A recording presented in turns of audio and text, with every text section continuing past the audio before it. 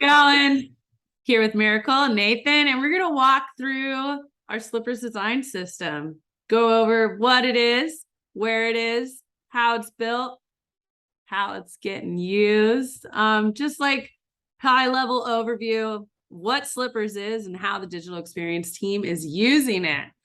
So I'm going to pass it over to Nathan, and he's going to start off where the repository is. Thanks, Lauren. All right, I'll jump in and share my screen here. Yeah, so if you notice here, we have kind of this parent repository that houses a bunch of our smaller ones, and one of them being Slippers. So Slippers is our design system that's used on the marketing site. It's kind of imported into both our navigation and the actual marketing site itself.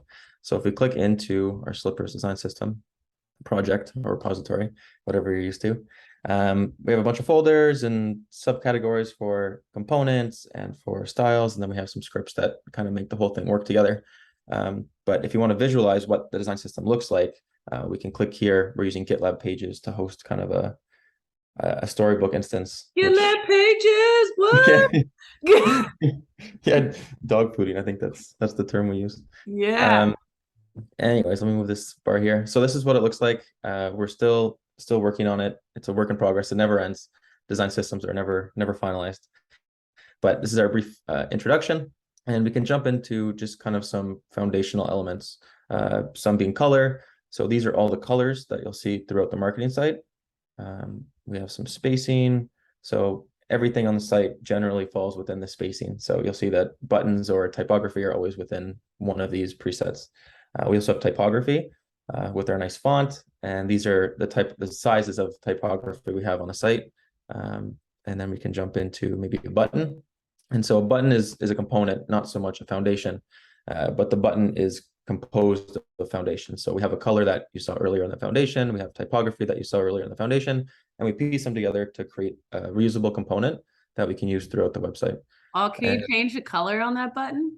For sure. And so Yeah. we have properties on a lot of these components that allow you to customize them. And in this case, we have multiple variants of the button. Tertiary. So we have primary, secondary, tertiary, and ghost. And you'll see Whoa. that they have hover effects.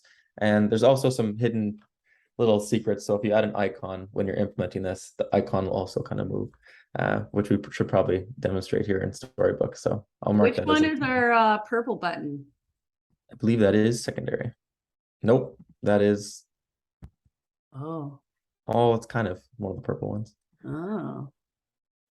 Primary is the dark one. Interesting. Maybe we got rid of it. I think we did when we redid the buttons. Oh.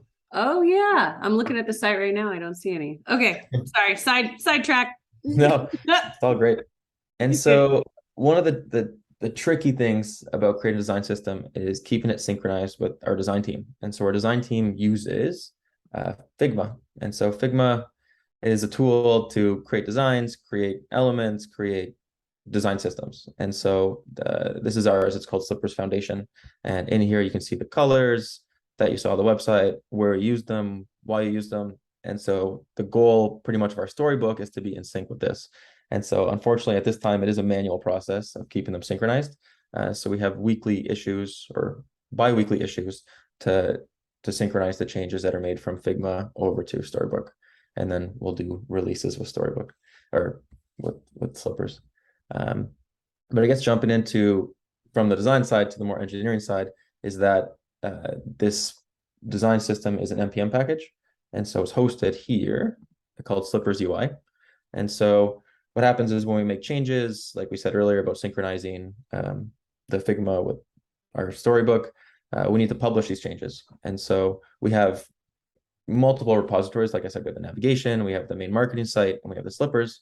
And so what we do is we publish Slippers. So when we make changes, we'll decide, hey, maybe after 6 changes or every 2 weeks, we'll bump the version number. And so you'll see here we have a lot of versions.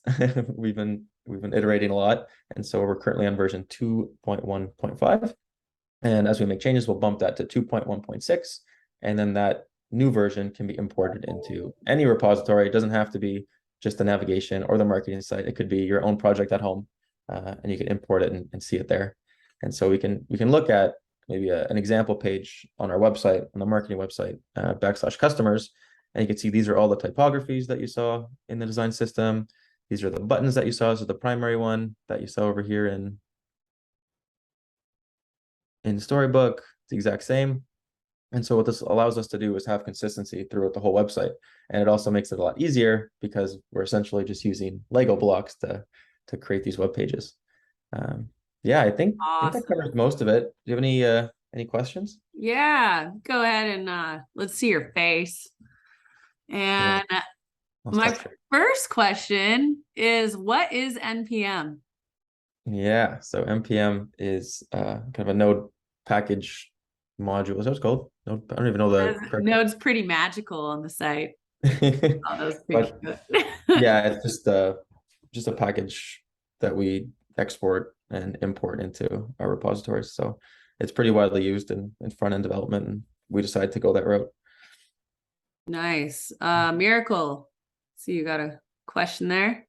Oh, instead of npm, can yarn be used to install slippers? Yeah, actually, I should say this.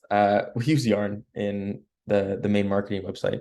And so there is a bit of inconsistency, which I know there's an issue in the Slippers repository to switch from using npm to use Yarn.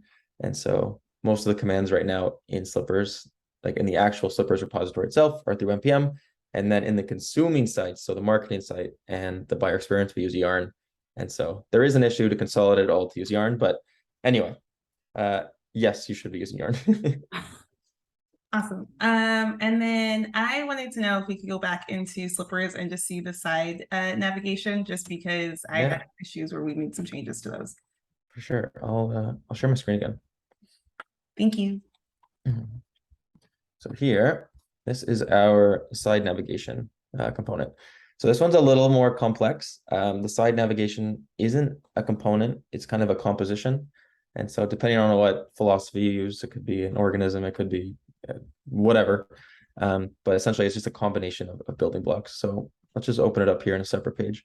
So this side navigation, as you scroll, will highlight other things. And as you can see, it's a composition of typography, it's a composition of buttons, it's a composition of all sorts of other things from the design system that we pulled together to make kind of a new component. And then this can be imported into whatever repository. So the issue, I guess, with including these into design systems is that you should look at a design system as kind of foundational blocks, and that any company, any product, anything, anyone can use it. And so you don't want to include business logic. And although this doesn't include business logic, it is getting pretty specific. And so it borders on, should it exist in a design system or should it not? In this case, we chose to do so because it's really only us using it, and we don't promote the design system to be used by others, even though they can be. So that's kind of the reasoning behind it and what it is.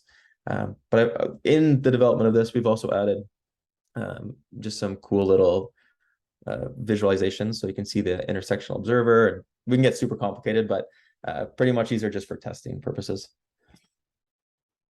Okay, awesome. And then my last question is, can you go over the difference between a composition and a component again? Yeah, so a component is the basic building block. It is one separate entity. So if you look at a button, it is just one unit, where a composition is a combination of units, like of the basic Lego block. So you can almost look at it as like, I don't know, the button is that like 4x2 Lego block, and Yeah. the side navigation is a Star Wars, I don't know, TIE fighter that you've made in Lego. So it's just a composition of the blocks together. Okay, how many TIE fighters have you built? 0. I haven't played with Lego in a while, but I should, I think. I have a question. What's the release cadence and strategy with Slippers? Yeah, I can't pull up an issue right now because it's going to take a while to find it. But we have been rolling out minor version bumps kind of infrequently. So if we need it, we've been pushing. But we were on a 2-week cadence for a while, and we kind of fell off. And in that 2-week cadence, we had a parent issue that had separate issues for the import and export. And then in there, you could see the release notes. So you could see all the changes that happened during that version bump. The plan, though, we have issues to do all this. We just haven't had the bandwidth recently, is to automatically label MRs and components so that the kind of like the release posts or the change log, whatever you want to call it, will be automatically generated. So we don't have to manually go back and see what's changed since the last release. That is going to be so cool. We should make an Yeah. issue for that.